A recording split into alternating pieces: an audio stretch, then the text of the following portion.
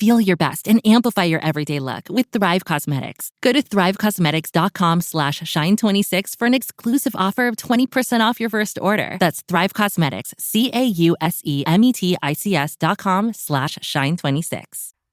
Car Con Carne is sponsored by Easy Automotive. Wait, sorry, fuck. Sorry, Dad. Car. All right. It's okay. That's what editing's for. So sorry. A lot of editing's gonna happen in this video. It's Car Con Carne. Let's eat in the car. It's Car Con Carne. And now here's the star of our show, James VanOsdol. Car Con Carne is sponsored by Easy Automation.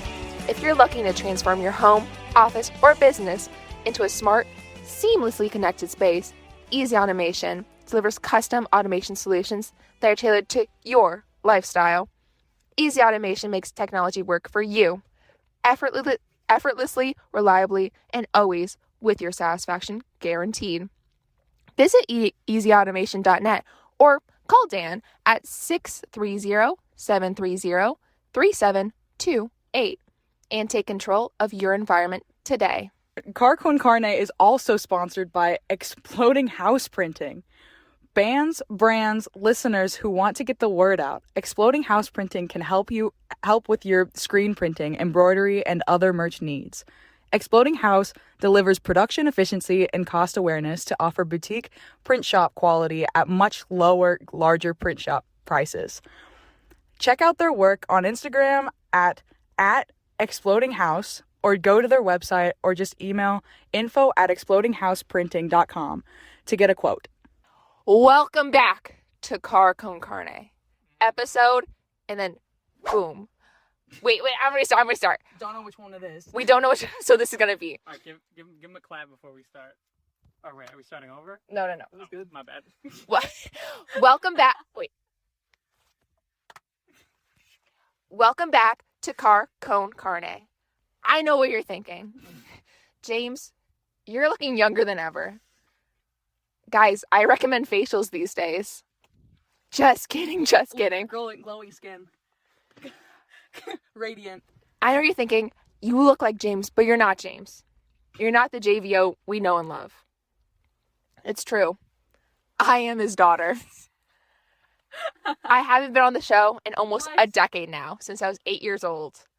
And I'm back. I brought with me today the co-host of my radio talk show. That's right. I have followed into the family business, and I have a radio talk show. So, I'm Fiona. I'm Faith. I'm Finn. And we are the F word. Yay! So our shtick is we all F names, and we do an F topic every single week. Yep. And so I'll let Faith introduce our topic for this episode today. Food! What is our favorite food? And what is our least favorite food? Let's get a little controversial here today, people. I could start. Yeah. My favorite food is potatoes. In any way, any form. Okay. I don't like potatoes that are smashed, though. If you're going to make a mashed form, I want to be a good consistency. And I'm kind of a stickler on it. So I don't want the skin. Yeah. Right, okay. And I don't like when it's lumpy. So that's my favorite and my least favorite kind of all in one. Interesting. Your least favorite is just your favorite, but in the wrong form. Correct. Yeah. I love that. My favorite food is sandwiches. You can never go wrong with a sandwich. I feel like every sandwich I've ever had is just the most delicious thing that anyone has ever eaten. And you can fight me on that. My least favorite food ever is celery. I hate that it's stringy, and also it tastes too much like water for me to enjoy it while also being stringy. Like, I'll just drink water. Right. It's a water vegetable. I do make an exception though for ants on a log. That's just like too nostalgic. Like I can't let that one go. But if you don't know what that is, it's celery with peanut butter in the middle and then raisins for the ants. I like a lot of foods. I'm gonna be honest with you. Like, I like a lot of stuff. If I had to pick a favorite, like maybe my mom's curry. She makes a real great curry. I'm a big fan of that. I like, pizza, sushi, like burgers, like you'll find me eating a lot of stuff. I'll tell you something I don't like though is I'm gonna have to second that on the celery. Such is just like, what are we doing here? Same with that. And then I'm not a big pho fan, like the Vietnamese dish. I'm not a big fan of that. That's like I mentioned that one because that one's controversial. Yeah. And Fiona said we wanted to get controversial because a lot of people like that one and I don't like it. I couldn't get behind it. It's like it can't decide whether it wants to be a soup or a stew, and it just is there's not, every time I've had it, there hasn't been enough stuff in it. It's like, what are we doing here, guys? Yay. We come into the show with a kind of a new viewpoint. We have a lot of bands on this show, journalists, but we are college students. Word up.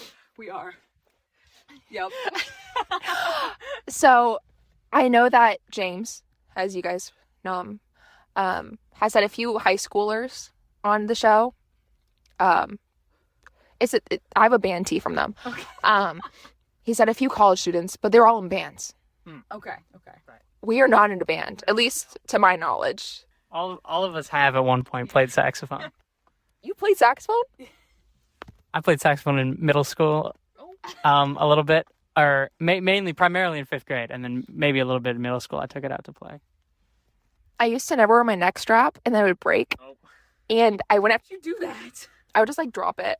How did you not wear your neck strap? Were you just holding it? I had my neck strap on, unconnected, and I would hold it like this. And then it was great because I hate playing. So it'd be in the repair shop. So sorry. That was a big bill to fix that saxophone. I'm so sorry. We have a dining hall. What are your guys' takes on our dining hall? Do we think it's good, bad, better than some, worse than others? I don't like it, but that's because I think I'm too lazy to use it to its full capacity. I feel like when there's too much of a line to get something that would be good for me, I just don't get that, and then I end up getting a slice of pizza, which is just not that every single day. It's just that's not the way I should be living. But also most of the things that have vegetables and other things in them that would be good for you are also not edible. I just don't I don't like any of the the food that would actually be good for me. And so it's just not a pleasant experience. It's not terrible by any means. I eat every day, but it's it could be better. Also, we need more fresh fruit and fresh vegetables and less E. coli maybe in our salad bar. I guess I'm inclined to agree with some of the stuff. Mainly could it be better? Absolutely. I think it's a viewpoint thing. I think of it as, does it keep you alive?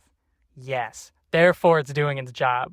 It's not supposed to be good, in my opinion. It's supposed to keep you alive. If it was good, that'd be awesome.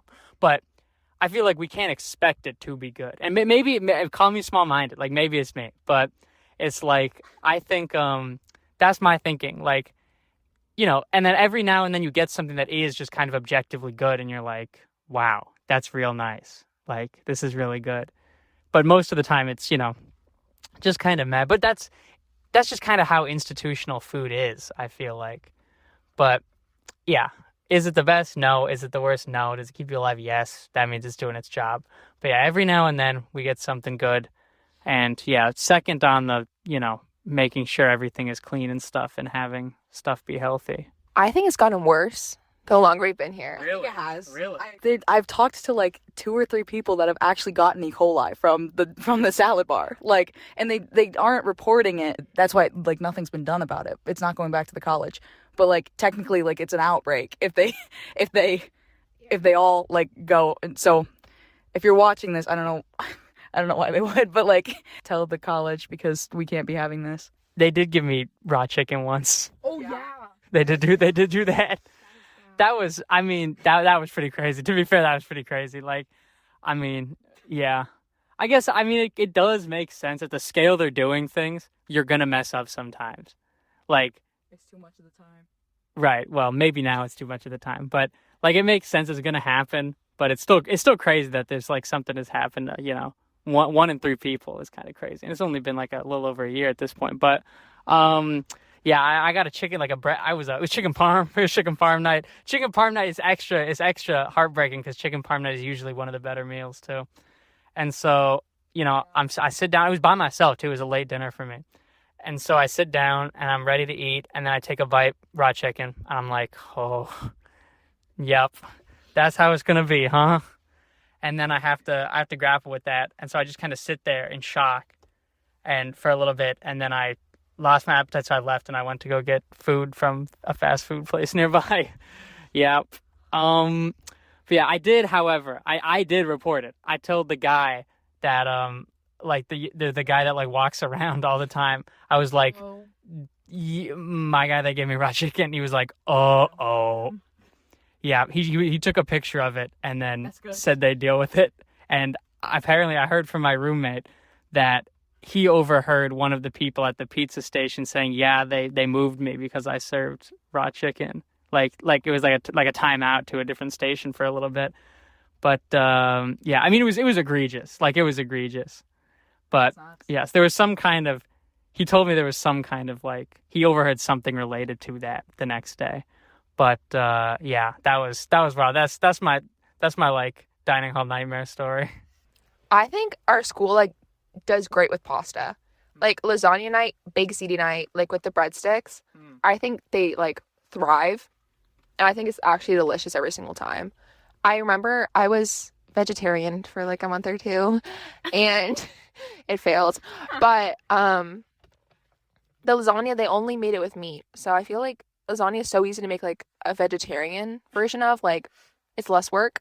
And I think that would have been nice, but I think our pasta, like by and large, is like delicious, and like students will like come out. And also, chicken parm night is one of the best, so that's why it's so hurtful that it was raw, because people love chicken parm at our school. Yeah. What country would you guys want to try the food of most? Like, say, like go to Italy and try Italian pizza, or like go to India and try like, you know, specific like South Indian curry or something. You know what I mean? Like, where would you want to go to taste like the authentic dish, or like, you know, Japan and sushi? You guys get the idea? Either of you have an answer? I do. Okay. So I have been to Italy. Their sandwiches are amazing. Yeah, that would be my answer. I think that since I've been there though, that's like kind of like a cheat. So I'd love to go to Colombia for the arepas. I want to try like actual like from there, because they're one of my favorite foods. So that'd be really cool. I want to go to Greece because I have a friend at the school who's from Greece, and she like studies here, and she's like really hyped up Greek food. And then also one of the 4th years in my class went to Greece, and she said it's like the best food like she's ever had. And so like maybe it's like recency bias, but I've just heard a lot about Greek food recently and like how delicious it is. So I think that'd be great. And also Greece is like beautiful. So that's a plus. Also, German food. I want to try an authentic schnitzel. I do want to go to Japan, try some of the stuff they got going on over there. You know, They've got crazy stuff. Yeah, your sushi, your curries, etc. You know, the kind of funky McDonald's stuff they got over there, and others. But yeah, I eat all kinds of stuff. I'm a big eater. My sociology professor's right outside the car right now. I don't want to have to explain this in class tomorrow why I was in a car filming. It's so funny. I actually really love that. I don't think that she can see us. The whole windshield is like fogged up. I have no idea when this episode's gonna air. Right. But it's currently the Sunday before Thanksgiving. So I feel like just out of like necessity. Yeah. We need to talk about Thanksgiving food and like. I love green bean casserole so much, especially when it has the tater tots on the top. Love that. Okay. Yes, I'll show you after. It's like my favorite thing in the world. The crispy onions that's good too. Like when it's like the top of the casserole has like breaded onions sometimes, I think. I don't know. That's fine too. Like I'll accept that. But like the tater tots is like that's where it's at. It's the best. Yeah, and I'm like I don't like turkey or chicken. And so I usually don't get like the actual like the main course, which is turkey or chicken at Thanksgiving. And so I'll just like load up on the green bean casserole and like sweet potatoes and I never get normal mashed potatoes because we have like the really chunky ones, like what you were talking about. There's no skin in it, but there's like chunks of potato still in there, and it's never good. Those are smashed potatoes. Those are not mashed potatoes. It's a thing in my household, making sure that the right potatoes are at Thanksgiving dinner. I don't mind. I like mashed potatoes and smashed potatoes. Like, I like both of them so much. They're both so good. Like, it's like a butter and salt thing. If they got butter and salt, it's good. My family's never been a green bean casserole family. We've always been just a straight green bean side dish family. So I don't know if I've like had green bean casserole. This year, I'm actually cooking something, guys. Yeah. What? I'm making cranberry Jell-O. Because it was requested by a family member who gave me a Jell-O cookbook. So I'm crafting a Jell-O. And it's good because I'm not allowed in the kitchen on Thanksgiving. And Jell-O's like like the day before kind of. The kitchen is kind of little though. It's a smaller kitchen. Too many cooks in the kitchen. I made Jell-O once and it didn't set. It was just liquid. It was really disappointing because I was really hyping it up. And we took it out of the fridge for after dinner. Just didn't solidify at all. But I don't know what went wrong. It was like a tropical one. So like pineapple chunks. Did you use the cookbook? Or did you Yes! Oh, okay. It was from the cookbook. But I'm making Jell-O. It'll work out this time. And I'm probably on like the setting the table duty. I'm not really given any big responsibilities here for Thanksgiving, which is probably for the best. Not the best cook, and I'm probably the worst cook that's going to be attending Thanksgiving. No, second worst. So I should not be in the kitchen. Second worst. Yeah. I'm down there. Shade. You've been shaded. Maybe we do like one last question. One last hurrah. Sure. Let's talk about restaurants. I like that. I'm going to start by saying I love buffet style. I wish more restaurants were buffet style.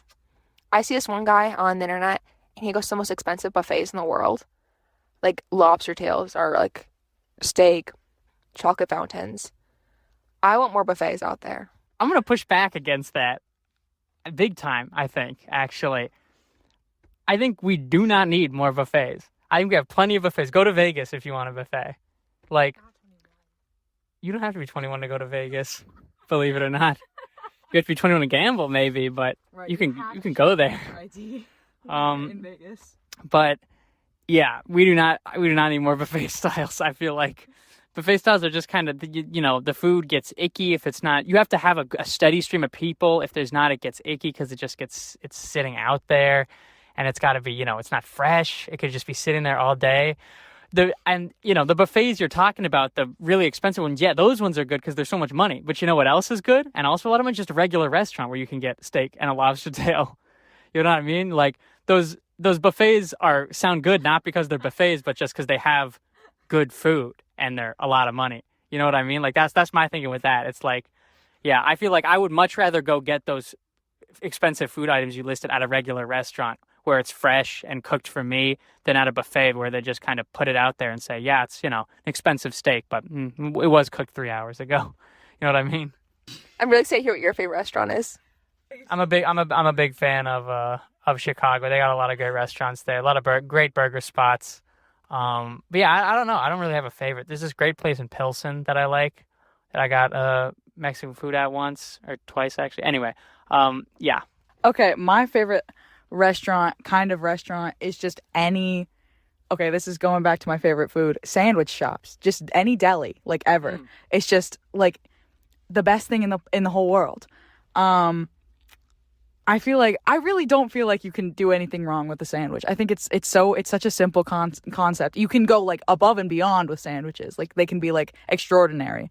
But like baseline, I feel like every sandwich that you eat isn't going to be like terrible. So I just give me a second.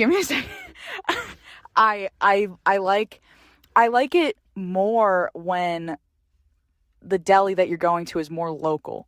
I think that it's better when it's like a smaller business and they kind of like know their customers, and so they kind of know like what the people in the area are asking for, and I think that's better as opposed to like any other. Like Jimmy John's is like fine, but like I'll pick a local sandwich shop over it. I do. I owe Fiona a pickle witch. Everybody keep me on that. I'm gonna drop some crazy James lore right now, guys, for the podcast. This might be cut. He's the one editing it. But he actually got an Italian beef sandwich with me once with eggs on it. What? We ate it in the car. Eggs everywhere. Oh my goodness. I can imagine. When I tell you the eggs were there months later. Months. Yes. Do not cut this. Let the people know. The people know.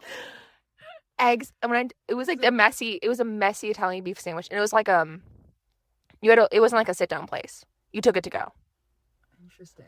I'm gonna take you guys there. I'm gonna Okay. take you guys there. Yeah. But yeah. Also, I feel like I need to like note for the people. I'm huge on Chili's. I'm a huge Chili's fan. That's true. I do the triple dipper. I'll tell you what I get. Southwestern egg rolls. The big bites. And I get either crispy tenders or I get mozzarella. It depends on the day. And I get a Diet Coke. Free refills. You can knock back 3 if you really lock in. I really like going to Panda Express to get their large Diet Cokes because when I tell you, it's actually like a liter. It's like more than a liter of Diet Coke. And like if you're smart about it, you can like have it for a while.